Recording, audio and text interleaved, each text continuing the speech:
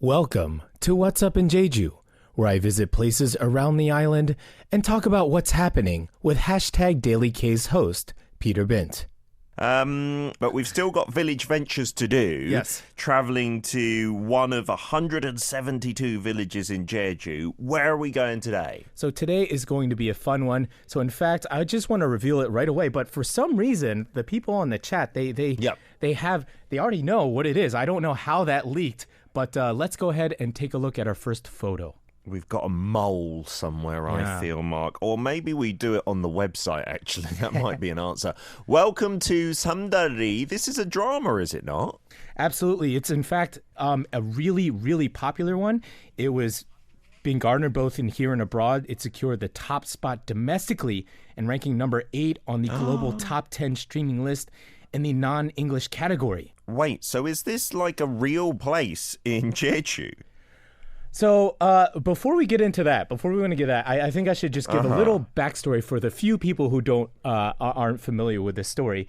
So it does. Okay. In this show, it takes place in a village called Samdal-ri Jeju, and the protagonists are Jeju Samdal. So the protagonist's name is Samdal, and the village name is Samdal. And she is a thriving fashion photographer in Seoul, and Jo Young-pil, a weather forecaster stationed at the Korea Meteorological Administration's Jeju branch. Portrayed by Shin Hye-sun. Jo Young-pil? Yeah. Portrayed by Shin Hye-sun and Ji Chang-wook, respectively, the narrative unfurls as Samdal's professional life spirals out of control due to unfounded online rumors, and it forces her back to her Jeju Island roots. So here, amidst the familiar landscape, she reunites with her childhood confidant and former flame, Young-pil, and she embarks on a transformative voyage of self-discovery. Oh, it sounds like, what's the one that I saw with Reese Witherspoon? Not Legally Blonde, but it was another one. Home Sweet Home or Sweet Home Alabama? Yeah, something like that. Yeah, you're right, yeah. Okay, interesting. I think Alabama is a real place as well, right? So that sounds really like a cool drama with the character name as well. Like Samdal based on the village, and Jo Young-pil is a very famous singer here. I wonder why they chose that name. But you had a chance to visit the real quote-unquote Samdal-ri. I did, and I think we should just jump into the first video to check it out. All right, let's take a look. Okay, welcome to Samdal-ri. Just kidding. We are in Ojori, and this is where the show Samdal-ri is filmed. And as you can see, it's pretty popular. Yep. Just follow the folks, and we're gonna go check out some of the hot spots that were actually filmed in the show. But you can tell, like, these houses have recent paint jobs, like all here. Okay, everybody, here it is. This is where all the magic happens. The Lucky Super, check it out. As you see, it is not open for business because it's not an operation. It's not a real store or anything like that. Of course, it was done for the show, but it's a really cool photo spot that you can come and check out and take a look. You sit at the bench there, just like the folks, and then you can look at Sunrise Peak. Welcome to the real Samdal-ri. Just kidding. We are in Siheung-ri, another village. This is the location of Samdal's house. This is actually somebody's house, but they have given permission for folks to come on the premises, but they kindly ask that, of course, you don't go into their home or go too far, but we're actually allowed in the yard. I don't want to go too far in because people actually live here, And check it out. Just like the show, the main male lead's house is right here on the right. If you can zoom out, like literally, Samdal-ri's house, his house, right next to each other, I just imagine production, probably trailers, trailers right here. This would be a perfect spot to put all of my gear, all of my actor stuff. My stars would probably have their trailers right here, and again, just the kind cooperation from all these folks. Look around. This is an actual village, right? These are all occupied by people. It's not bought out by anybody.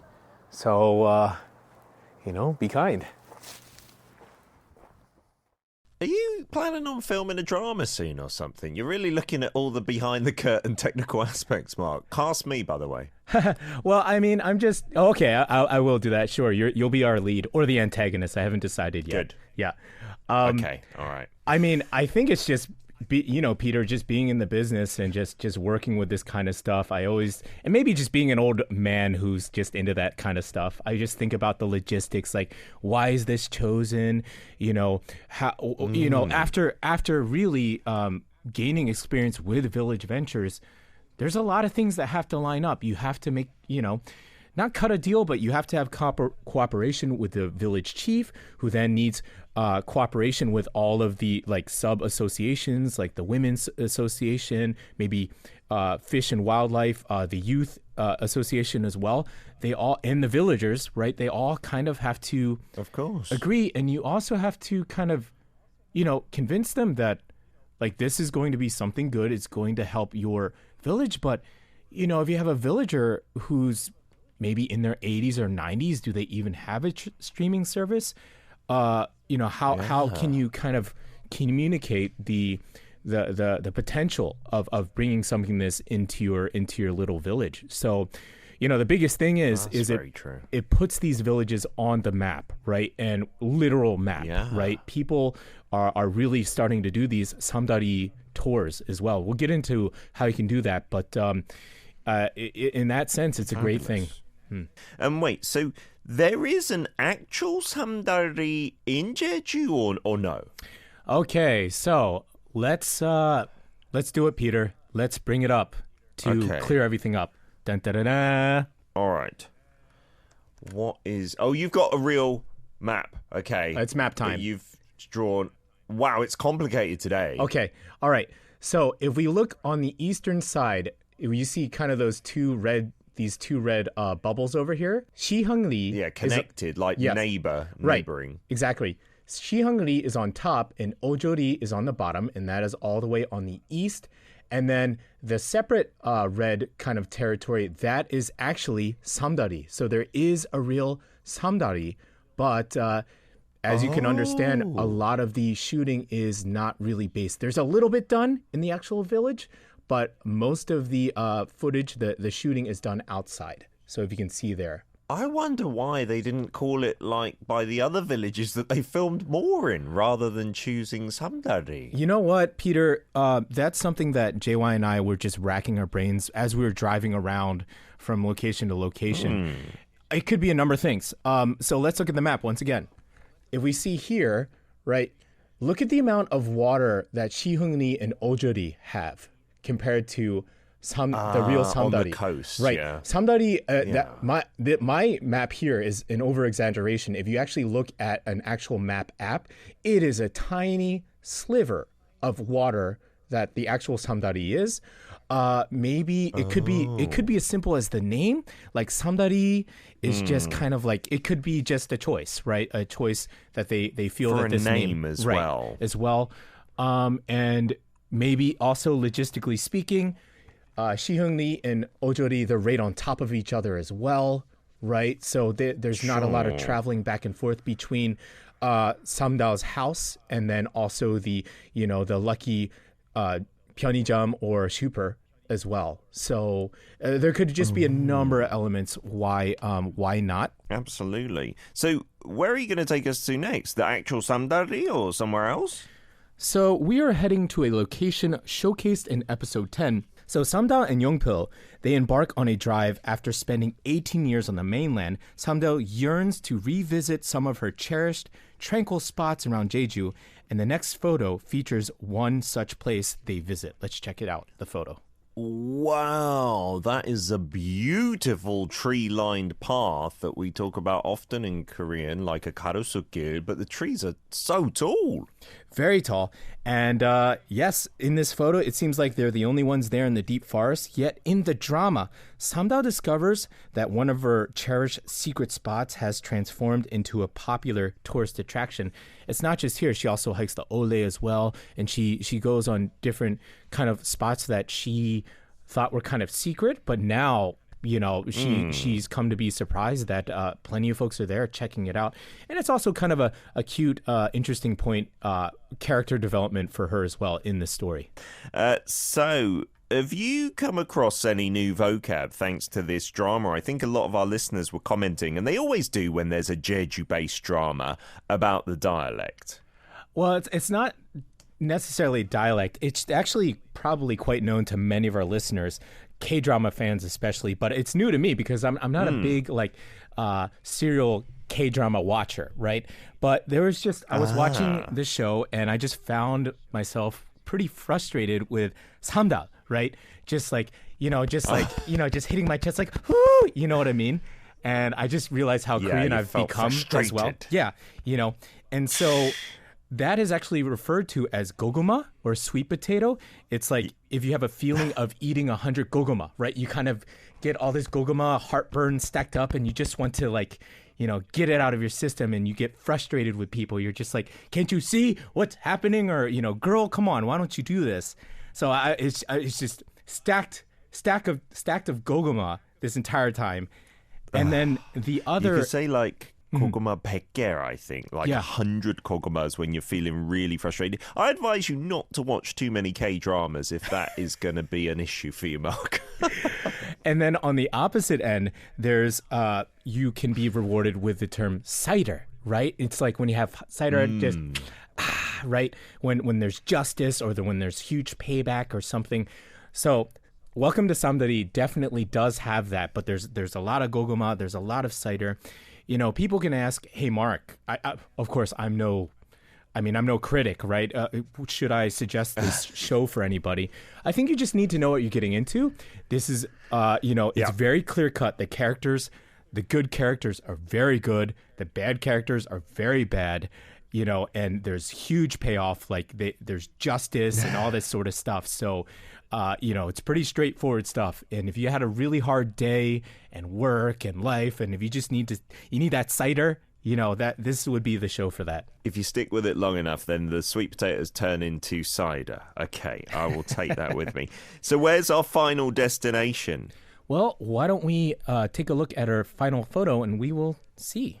Okay, it looks like the character Samdal is clenching her other half, Chi Chang-ok, in this drama in front of a big windmill in the ocean. That's right. Those big wind power things. Yes, this is a scene from episode 13. The location serves as the backdrop for a pivotal scene where Samdal discovers that Yongpil has been supporting her all along, even during their time apart. And this scene here is just, the back hug. That's such a big deal. That back hug, and the male lead is just looking off. Just monging, and so it's a big one. It's a big deal. So you visited this point? Yes, I did, and I think why don't we just check out the third video? Here we go. Welcome to Sincheong-ri, and we are at Sincheong-pungcha Road. And as you can see, windmills, lots of windmills. And if you're familiar with the show, in episode 13, that's where Samdal is stranded because the tide comes up and she gets rescued by Yongpil. And that's when she gives him the first back hug, so it's like a pretty big deal. But as you can see, all the windmills are here, and this is the footpath, so the tide is low.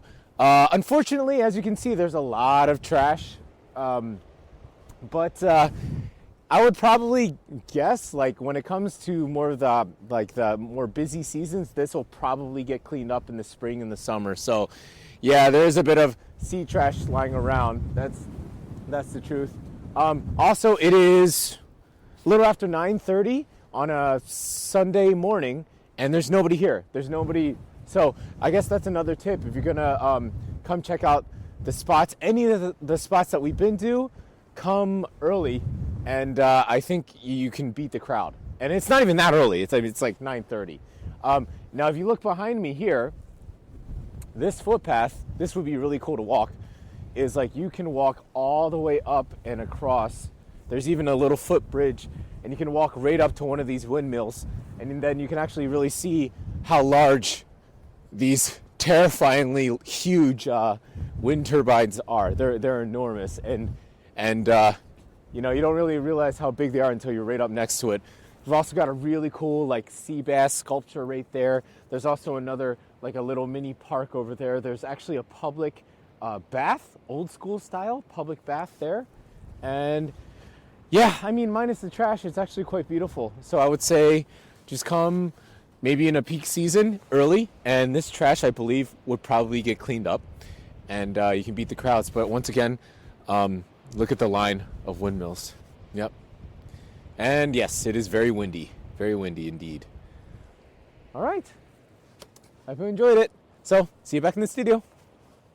Okay, so in terms of map time, we've got the forest marked out there as well. That's all on kind of the eastern side. Where were those windmills, though? So the windmills, and this also has to do with a bit of the trash that we're seeing. It's all the way, it is proper west-west, super west coast, like probably the furthest west you could get.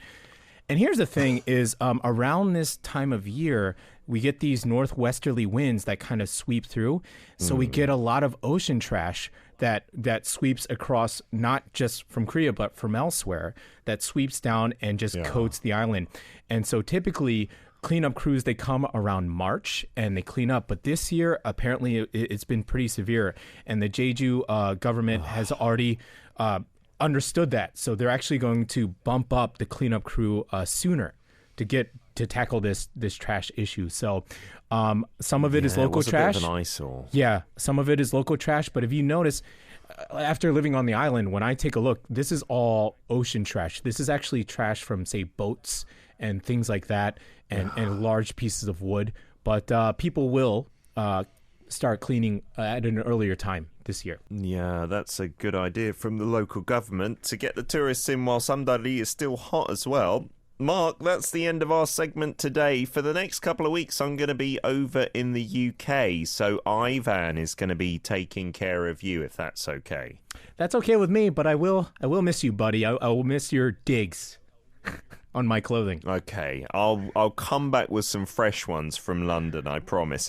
No, I'm going to miss you very much, Mark, as well. Hold down the fort well, and see you in about 3 weeks. Yes, sir. I'll see you then. What's Up in Jeju is supported by the JDC, which is creating a free international city that resembles nature, embraces the future, and reaches the world. I'm Mark Wilson Che, with writer Che Jung-yun. This is Arirang Radio.